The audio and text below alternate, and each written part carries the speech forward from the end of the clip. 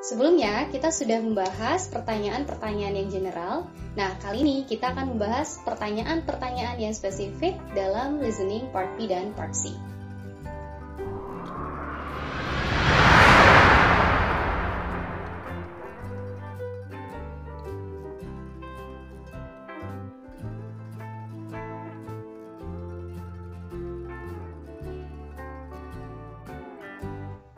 Nah, jika sebelumnya kita membahas tentang general questions di listening part B dan part C, kali ini kita akan membahas specific questions. Nah, specific questions itu adalah pertanyaan-pertanyaan yang menanyakan hal detail yang membutuhkan pemahaman akan titik tertentu dalam percakapan atau dalam obrolan. Jadi, specific questions tidak menanyakan hal yang umum, tapi menanyakan hal yang khusus ada disebutkan di satu titik tertentu. Nah, dalam listening part B dan part C, setelah satu percakapan atau obrolan itu nanti akan ada beberapa pertanyaan. Misalkan dari nomor 31 sampai 34 itu satu conversation.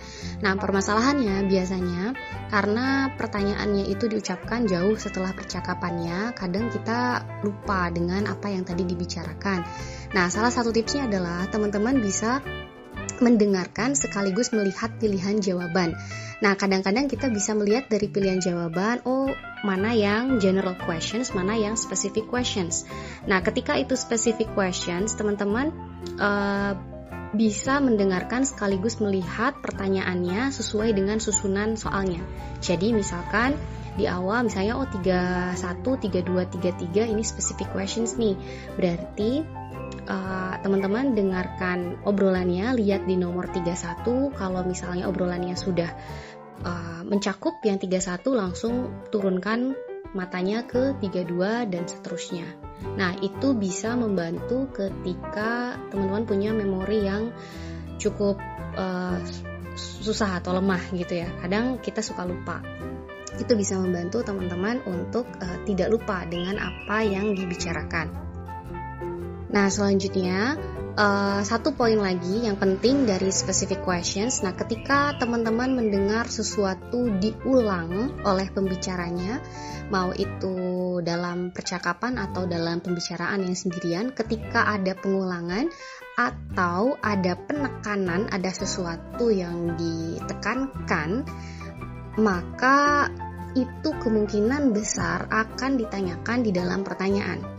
Nah, jadi teman-teman coba langsung berikan note di situ di kata-kata tersebut karena kemungkinan itu akan ditanyakan dalam pertanyaan.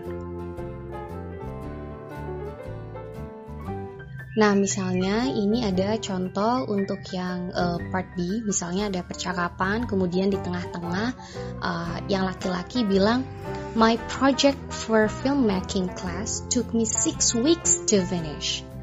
Terus kemudian yang perempuan bilang, 6 weeks? I can hardly believe it. Dan selanjutnya. Nah, di situ ada penekanan dan juga pengulangan di kata 6 weeks, yaitu 6 minggu. Nah, kemungkinan teman-teman nanti di pertanyaan itu ini kemungkinan besar akan ditanyakan. Mungkin nanti akan ada pertanyaan, how long did the men's project take to complete? Berapa lama projectnya yang laki-laki ini butuhkan untuk selesai, kayak gitu. Jadi perlu dijadikan catatan ketika ada sesuatu yang diulang atau yang ditekankan oleh pembicaranya. Satu lagi contoh, misalnya ada lagi part C ya, misalnya ada obrolan, kemudian di tengah-tengah dia bilang, "Now, in the days of the California Gold Rush, the journey by ship from the East Coast to San Francisco took about 6 months.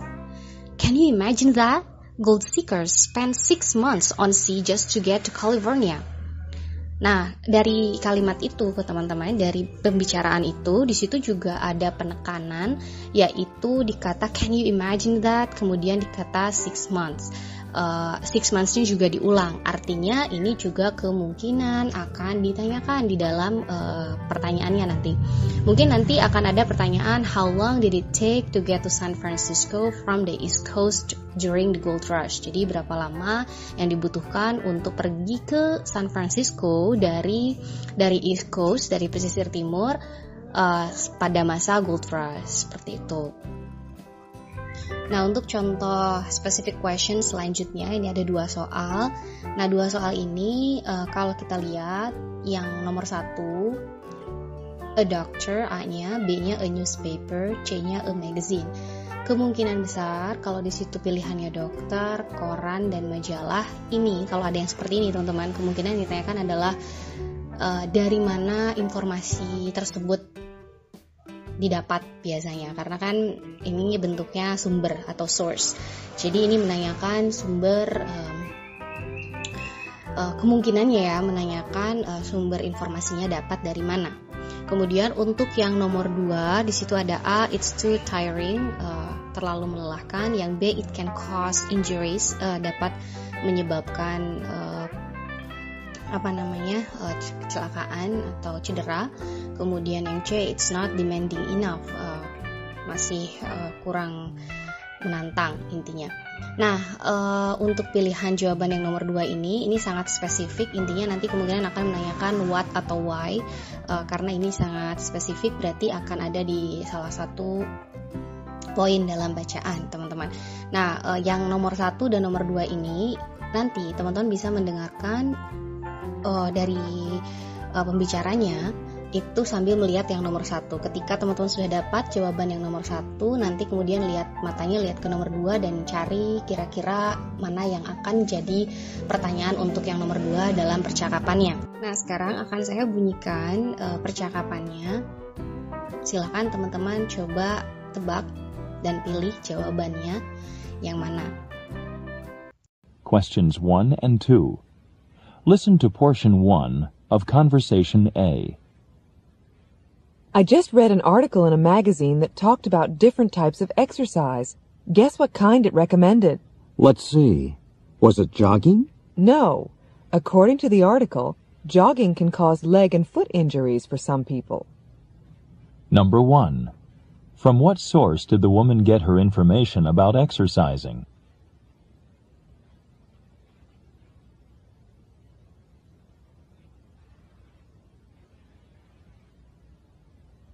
Number 2. According to the woman, what is one of the disadvantages of jogging?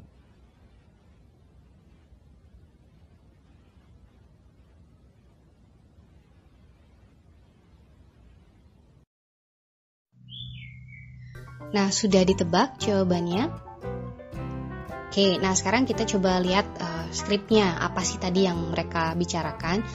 Nah, di sini perempuan bilang, I just read an article in a magazine talked about different types of exercise.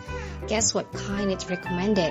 Oke, dia bilang, saya baru saja baca artikel di majalah yang berbicara tentang tipe-tipe olahraga yang berbeda. Coba tebak apa yang direkomendasikan. Kemudian yang laki-laki bilang, let's see, was it jogging? Coba, apa itu jogging? Kemudian yang perempuannya bilang, no, according to the article, jogging can cause leg and foot injuries for some people. Bukan, katanya. Menurut artikelnya, jogging itu dapat menyebabkan cedera di kaki dan tungkai kaki untuk beberapa orang. Nah, dari situ teman-teman, mungkin teman-teman sudah bisa membayangkan jawaban untuk pertanyaan yang tadi sudah ada di awal itu apa. Karena yang nomor 1 pertanyaannya adalah, from what source did the woman get her information about exercising? Jadi dari sumber apa si perempuan ini mendapatkan informasi tentang exercising. Nah, jelas sekali dari skrip tadi dan dari percakapan yang teman-teman dengarkan bahwa dia mendapatkannya informasinya dari majalah.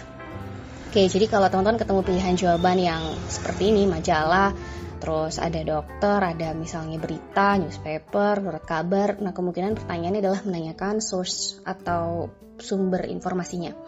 Nah, yang nomor 2-nya, pertanyaannya, according to the woman, what is one of disadvantages of jogging? Menurut yang perempuan, apa sih salah satu kerugian dari jogging?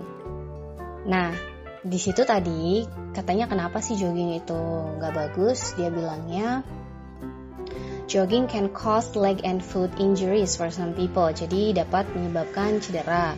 Berarti di antara pilihan jawaban yang betul jawabannya adalah yang B, teman-teman.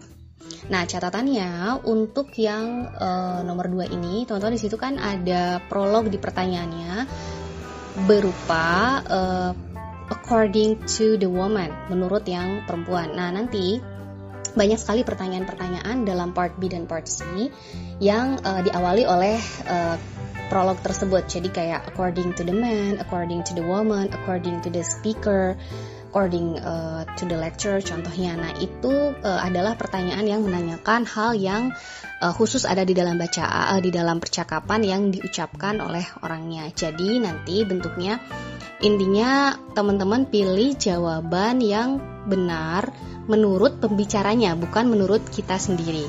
Karena kadang-kadang pilihan jawabannya itu make sense semuanya. Nah, tapi mana yang dimaksud oleh pembicaranya itu yang kita pilih, bukan mana yang menurut kita make sense. Oke, nah setelah teman-teman ada gambaran tentang apa itu specific questions, nah sekarang kita bandingkan apa sih perbedaannya, bagaimana cara melihat perbedaan antara general questions dan specific questions dalam listening part B dan part C. Oke, nah di sini ada contoh pertanyaan teman-teman. Pertanyaan yang pertama menanyakan when atau where does this conversation take place?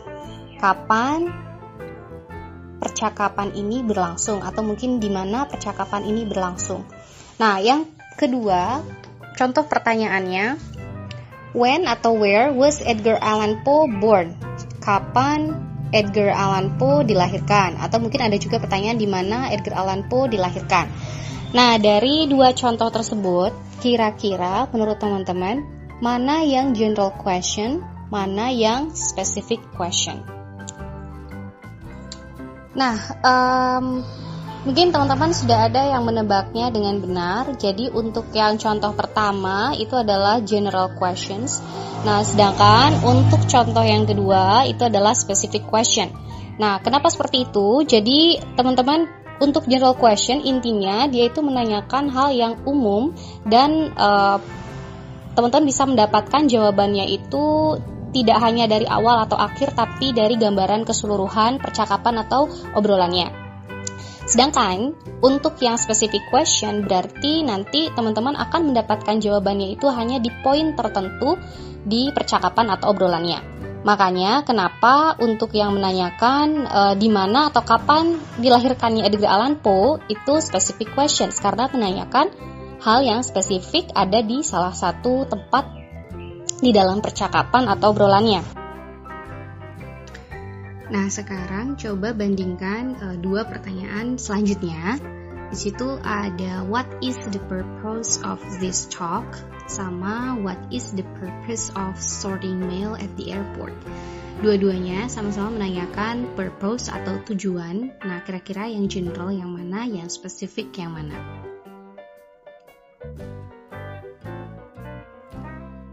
Oke, nah pasti teman-teman udah bisa menebak ya. Jadi yang general itu yang pertama yang menanyakan apa sih tujuan dari pembicaraan ini. Sedangkan yang general itu adalah yang kedua yang menanyakan apa sih tujuan dari menyortir surat di airport. Nah teman-teman, bedanya sama dengan yang sebelumnya. Jadi untuk yang general ini menanyakan hal yang secara umum teman-teman bisa dapat jawabannya itu dari keseluruhan pembicaraan. Jadi tidak spesifik ada di tempat tertentu. Sedangkan untuk yang spesifiknya yang menanyakan sorting mail at the airport itu kemungkinan teman-teman akan mendapatkan jawabannya dari salah satu poin dalam percakapannya. Jadi di salah satu tempat di pembicaraannya gitu. Jadi bukan dari keseluruhan tapi dari satu informasi spesifik yang ada di dalam pembicaraan. Nah, semoga teman-teman sudah bisa mendapatkan gambaran umum tentang bagaimana membedakan general questions dan specific questions. Nah, sekarang setelah teman-teman tahu perbedaannya, apa itu general, apa itu specific questions, nah sekarang teman-teman bagaimana sih cara mengaplikasikannya ketika mengerjakan soal TOEFL? Nah, teman-teman itu bisa diaplikasikan ketika teman-teman paham aturan dari susunan pertanyaan untuk general dan specific questions. Nah, jadi general questions itu susunannya tidak mengikuti susunan percakapan atau pembicaraan. Nah, jadi kalau general questions, teman-teman akan mendapatkan jawabannya itu kadang di awal, kadang di akhir, kadang teman-teman bisa merasakan dari feel keseluruhan obrolannya. Itu kalau general questions. Nah, sedangkan kalau specific questions, itu susunannya akan mengikuti susunan pembicaraan atau obrolannya. Jadi kalau yang ditanyakan specific questions, misalnya ada 31, 32, 33, itu menanyakan specific questions, otomatis nanti dalam obrolannya itu akan membahas hal yang mencakup 31 terlebih dahulu, kemudian lanjut ke 32, lanjut ke 33. Jadi kalau specific questions itu urutannya sama dengan urutan percakapan atau pembicaraannya nanti di pertanyaan. Oke, nah sekarang kita masuk ke contohnya. Contohnya bagaimana dalam pertanyaan? Di situ ada 4 soal, nomor 9, 10, 11, 12, dan sudah saya tuliskan itu adalah part C. Berarti nanti teman-teman akan mendengarkan obrolan yang sendirian atau monolog. Nah, teman-teman, dari pilihan jawabannya saja sebetulnya kita bisa melakukan banyak hal, teman-teman. Nah, salah satunya adalah kita bisa menebak apakah pertanyaannya nanti itu akan general atau spesifik. Karena itu akan menentukan pendengaran kita sama penglihatan kita akan diarahkan kemana ketika monolognya dimulai. Nah, di sini untuk yang nomor 9, pilihan jawaban A ada visitors to the Bronx Zoo, pengunjung ke kebun binatang Bronx. Kemudian yang B, zoology students, mahasiswa jurusan zoologi. Kemudian visitors to the city zoological gardens, pengunjung ke the city zoological gardens, nama tempat. Kemudian yang D, new employees at the zoo, berarti para pegawai baru di zoo atau di kebun binatang. Nah, dari pilihan jawaban ini, teman-teman bisa mendapatkan gambaran kemungkinannya pertanyaannya itu apa. Di sini kalau dilihat kan dia berarti pengunjung, kemudian siswa, pengunjung lagi, para pekerja baru. Karena yang berbicaranya satu orang, kemungkinan pertanyaan untuk nomor 9 ini adalah siapa audiensnya atau siapa penontonnya. Jadi ini masuknya adalah general questions. Nah, untuk yang nomor 10, kita bisa lihat di situ ada they were usually sleeping when visitors were present, they were uncomfortable, dan lain sebagainya. Ini kita bisa simpulkan kalau ini adalah specific questions, teman-teman. Karena sangat khusus detailnya.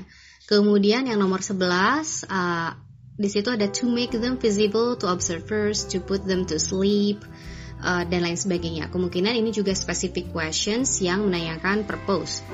Kemudian nomor 12, di situ ada study marsupial mammals, mempelajari mamalia marsupial. Yang B, leave the zoo, meninggalkan zoo.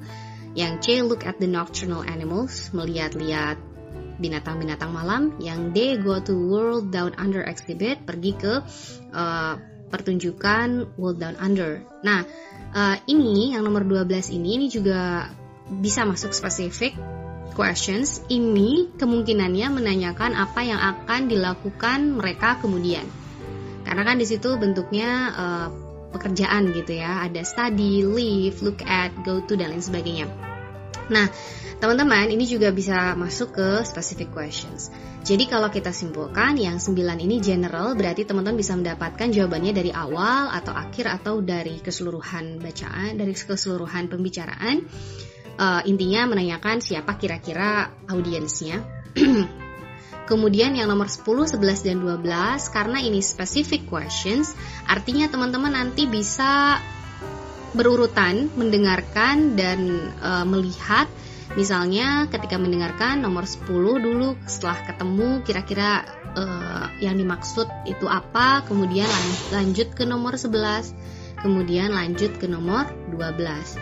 Itu bisa meminimalisir teman-teman lupa ketika ada pertanyaan, karena konteksnya sudah teman-teman ikuti sekalian melihat pilihan jawaban. Mudah-mudahan ini bisa membantu. Sekarang teman-teman coba jawab pertanyaan-pertanyaannya berdasarkan obrolan yang akan saya bunyikan setelah ini.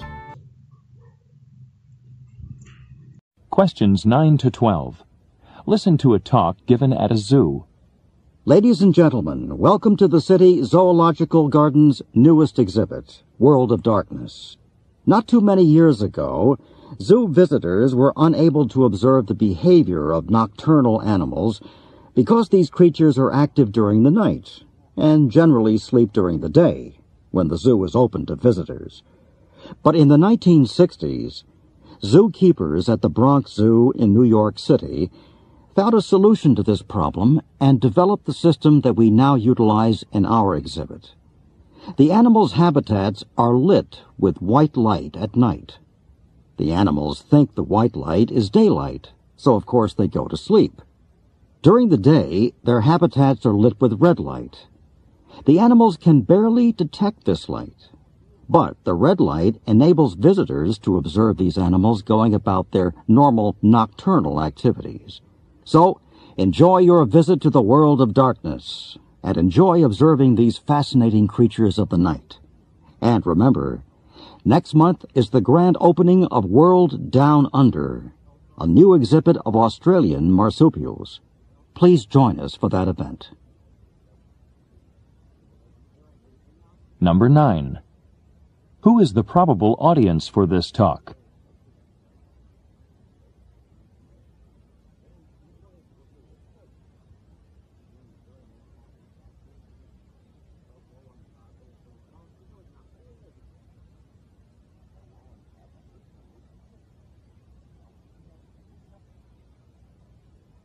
Number 10. Which of the following does the speaker imply about nocturnal animals exhibited before the 1960s?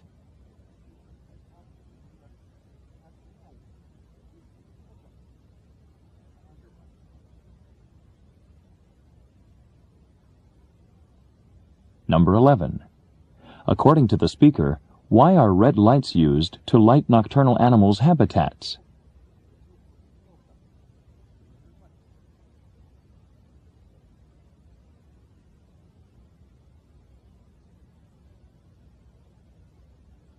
Number 12. What will the audience for this talk probably do next?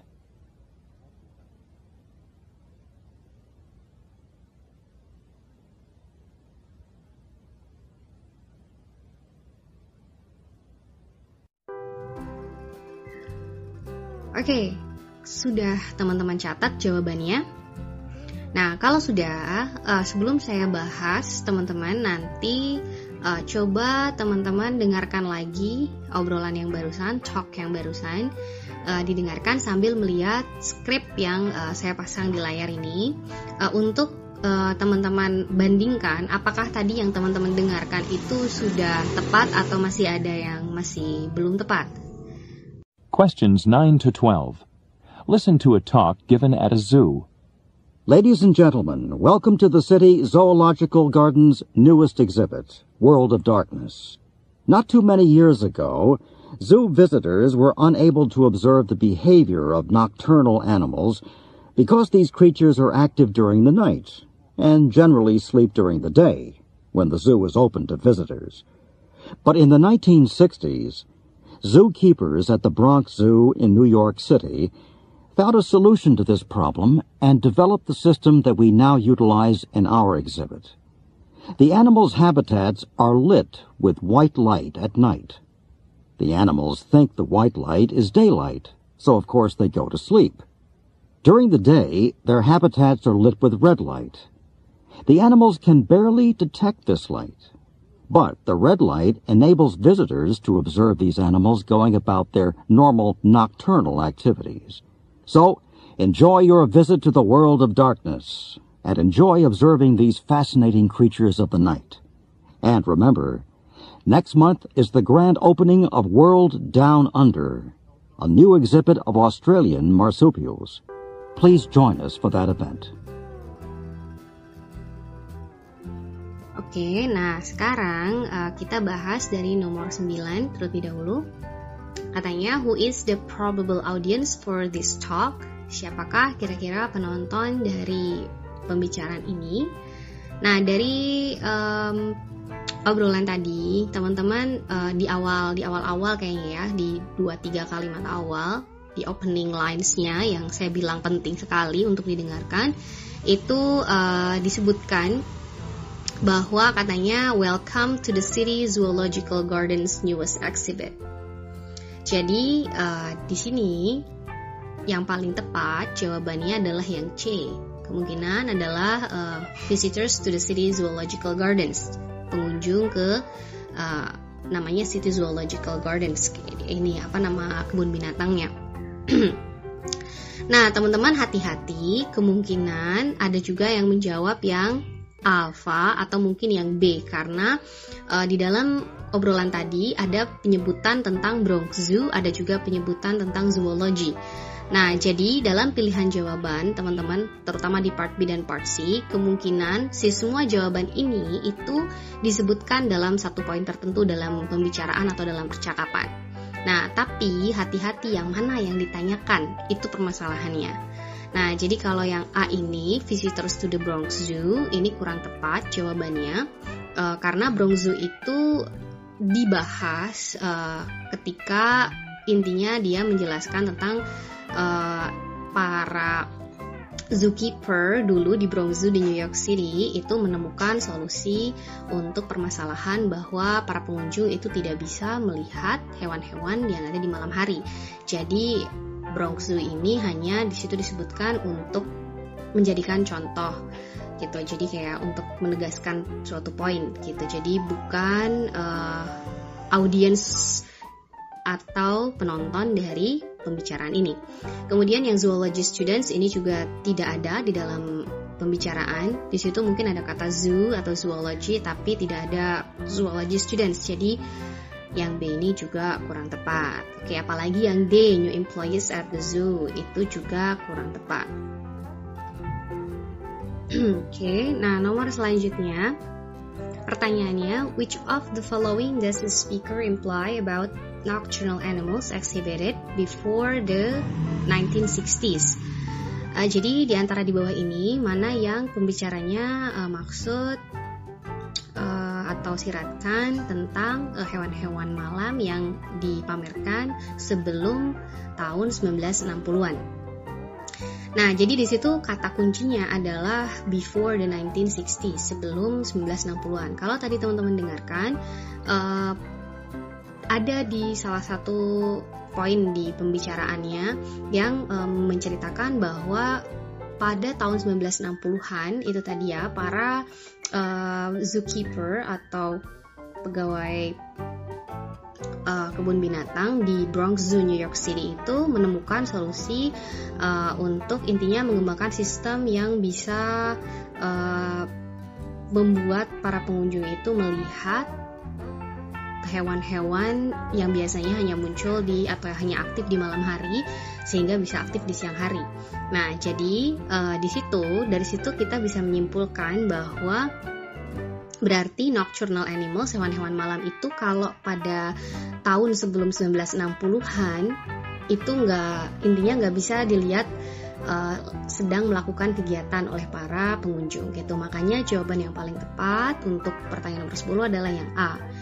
Jadi kira-kira nocturnal animals itu pada sebelum 1960 mereka biasanya tertidur ketika para pengunjung datang. Oke, jawabannya adalah yang A. Oke, bagi teman-teman yang memilih pilihan jawaban yang lain, itu masih kurang tepat karena meskipun ada kata-kata tersebut di dalam obrolan, tapi itu faktanya tidak sesuai dengan yang ada di obrolannya. Oke, sekarang kita masuk ke nomor 11.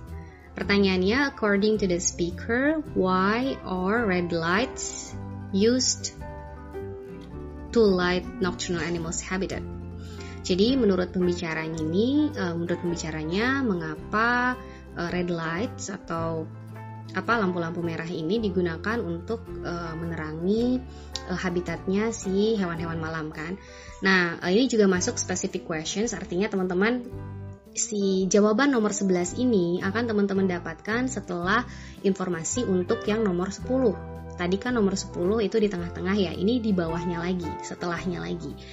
Nah, jadi katanya si penemuan dari para zookeepers yang zaman dulu itu 1960 itu, mereka itu menggunakan red lights, lampu-lampu merah untuk menerangi nocturnal habitats ketika siang hari. Nah, itu alasannya apa? Yaitu untuk agar bisa terlihat oleh para pengunjung, teman-teman. Nah, jadi kan tadi teman-teman mungkin sudah dengar bahwa nocturnal animals itu kan biasanya tidur ketika siang hari dan malam hari aktif. Nah, mereka kan akhirnya para zookeeper itu memikirkan bagaimana caranya biar siang hari mereka itu aktif dan bisa dilihat oleh pengunjung. Nah, caranya adalah dengan menggunakan red light ketika siang hari sehingga bisa dilihat oleh manusia, oleh para pengunjung, dan menggunakan white light ketika malam hari sehingga tertidur karena dianggapnya sinar matahari. Begitu. Jadi jawaban yang paling tepat kenapa menggunakan red light yaitu biar bisa dilihat oleh para pengunjung. Yang A jawabannya.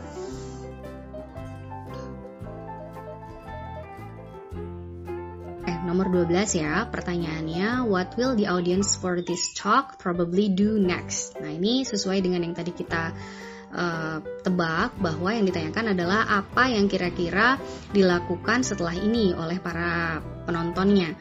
Nah, ini ada di hampir akhir, di line-line terakhir, di obrolan di paling akhir.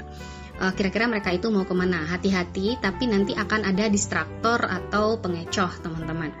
Jadi kalau di situ tadi dia bilang di akhir-akhirnya dia bilang, so enjoy your visit to World of Darkness and enjoy observing these fascinating creatures of the night. Jadi si pembicaranya bilang, oke, silakan nikmati dan kunjungan Anda ke World of Darkness dan nikmatilah menonton atau melihat-lihat makhluk-makhluk malam ini. Nah, tapi setelah itu dia itu menambahkan, and remember, dan ingat, bulan depan, katanya next month, is the grand opening of World Down Under, yaitu ada grand opening untuk World Down Under, yaitu new exhibit, yang tempat yang baru atau pameran yang baru dari marsupial Australian. Jadi Australian marsupials. Jadi nanti ada hewan-hewan marsupial dari Australia.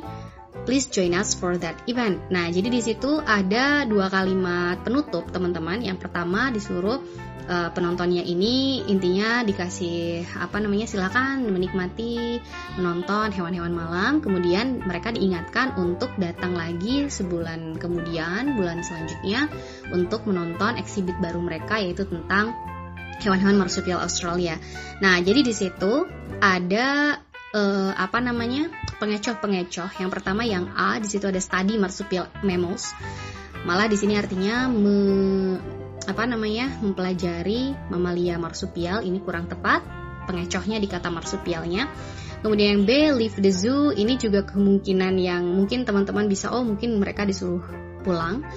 Kemudian yang C, look at the nocturnal animals, melihat-lihat hewan-hewan malam. Nah, ini jawabannya, teman-teman, karena ternyata mereka itu kayak lagi dikasih briefing sebelum masuk ke tempat-tempat untuk melihat hewan-hewan malam. Kemudian yang D, go to World Down Under exhibit. Kemungkinan teman-teman akan menjawab yang D kalau tadi terkecoh oleh kalimat terakhir yang menyebutkan World Down Under. Padahal exhibitnya itu baru akan dibuka bulan depan. Jadi jawabannya ini yang C, teman-teman hati-hati sama distraktor atau pengecoh di pilihan jawaban yang lain.